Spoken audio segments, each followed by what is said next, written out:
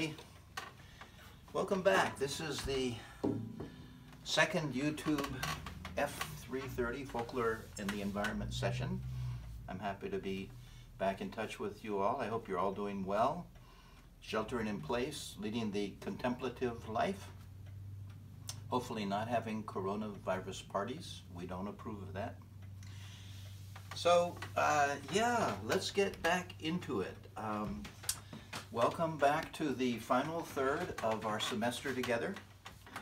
And let me take care of a couple of administrative details, and then I want to get into some ideas about our theme for this week. Well, first of all, as you know, I'm asking you to write and hand in via the Canvas portal that I've set up your third short critical essays. Those are due on Wednesday, April 8th. That's 1 week from this coming Wednesday. So Wednesday, April 8th, and you have your assignment sheet for that. I'm certainly ready to field any questions you might have about that assignment. Next, keep your eye on the presentation and the final paper. Those are coming up in the not too distant future, in the month of May. And as I've said to you, I am thinking of maybe having you all do PowerPoint presentations that you could upload for me onto Canvas. If you have some other approach that you prefer, I'm open to conversation about that. So we'll be taking notice of those things as we get a little closer to that due date. And then shortly after you have a chance to view this video presentation, I'll be sending you via Canvas the assignment for thought piece number 8, which will focus on the article by Chad Hamill. And again, I'll ask you to upload your exercise, your thought piece number 8. Upload that onto the portal that I will provide on Canvas. Okay, well, that's kind of, you know, some things that we need to be mindful of. Okay, so where are we? Well, if I refer back to the syllabus here, and you're welcome to grab your syllabus, your syllabuses or syllabi, and look at it together with me. But anyway, you'll recall that we started out part 1 had to do with establishing a conceptual framework. And we had some folkloristic ways of thinking about this topic. We looked at an Andean perspective on it. We looked at myth, and then we got into some ecology perceptions, ecology concepts about our topic. So we opened up in the initial part this conceptual framework. Part 2 was a series of case studies, and you remember that we looked at the revival of the neighborhood in Philadelphia. We looked at the conflict in western Pennsylvania about the pigeon shoot. We had a chance to look at the revival of the Matachinas dance in a community in New Mexico.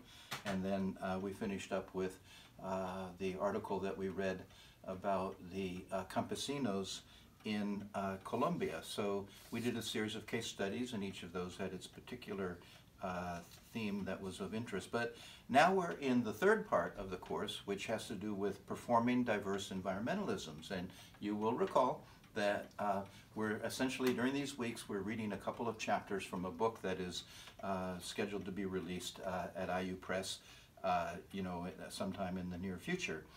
We started out with eco-performativity, and I know this is a while ago after our extended spring vacation, but think back to eco-performativity and this thesis that I put forward about how expressive culture is often really right in the middle of conversations that people are having about environmental and ecological issues.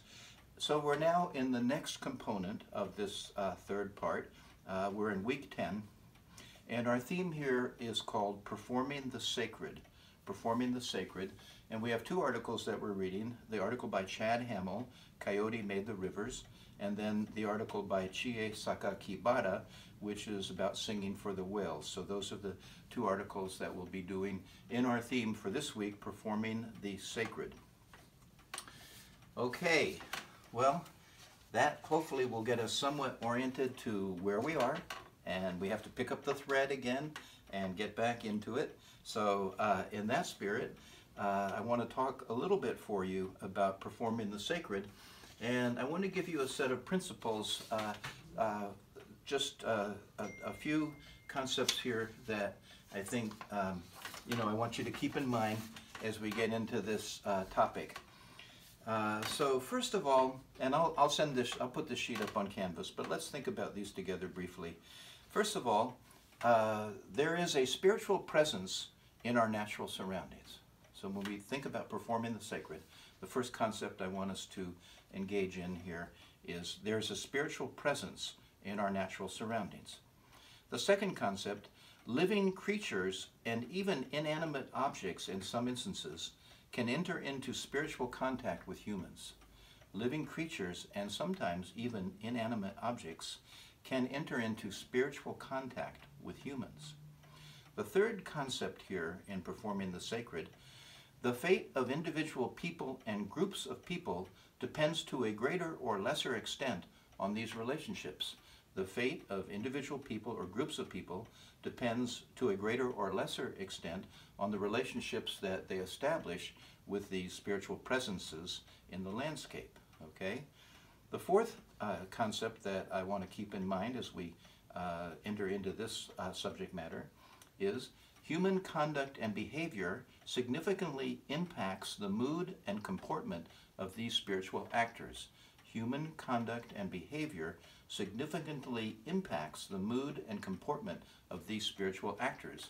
The idea here is that how human beings conduct themselves in relationship to the spiritual presences in nature has an impact on how people fare, how people do in their lives. And then finally, humans have developed stories, ceremonies, and rituals to address these relationships. And of course, this is where expressive culture enters right into the middle of things. Humans have developed stories, ceremonies, and rituals to address these relationships. So, those are some key concepts that will keep us focused and I think centered as we go through these two readings. Think carefully about what Chad Hamill and Chie Sakakibara, what they have to share with us about their particular research, but it all falls into this theme of performing the sacred. Now, one of the concepts that I want to just highlight, and I'm coming towards the end of my presentation here, I want to keep these short and sweet so you can enjoy them, is in Chad Hamill, a concept that he comes up with that I think we need to pay attention to is his idea of the sacred continuum. The sacred continuum. And I'll just read a key paragraph from the article. You'll find it there on page 157. Similar to the salmon, our songs don't come like they used to. Those that still reveal themselves are often brought into the longhouse where they nourish the people in much the same way the sacred foods do. The song I received on top of that hillside was one gift among many that continue to emerge from the lands of my Spokane ancestors. Those gifts are expressed in the longhouse during our winter dance. After we share in the sacred foods that sustained our ancestors for millennia, we sing, dance, and pray another year into being.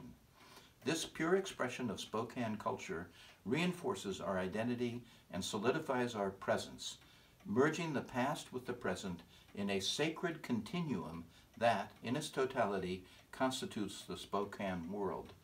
So I think sacred continuum is one of these portable concepts that we've run into from time to time in our work together that has a lot of potential to help us think carefully about the materials that we're engaging in this course. All right, so now let me move to conclusion here. I do want each of you to register your attendance to this video by contributing a comment in the comments section of the YouTube clip there. And I want the comment to be in the form of a word or a phrase or a short sentence about something, a thought that my commentary might have provoked as you encountered it. So please, everyone, contribute a comment, which can be a very brief comment, but some form of reaction to what you're receiving here in this video. And then finally, I'll be back with the third YouTube F330 video on Wednesday, and I'll be wanting to receive your thought piece number 8 by 9 o'clock in the morning on Wednesday. So I'm going to send it out to you just about now, around the time that you have access to this video, and then I'm asking that you upload your response to thought piece number 8 by 9 o'clock on Wednesday morning, this Wednesday, 9 o'clock. Get those thought pieces number 8, get those to me via the Canvas upload. Okay, well, it's nice to be together, so to speak, in this rather remote and amorphous way, but I'm confident that we can continue our work and make good on the promise that we set at the beginning of the semester. So nice talking to you. I'll be back in touch in a couple of days. So long.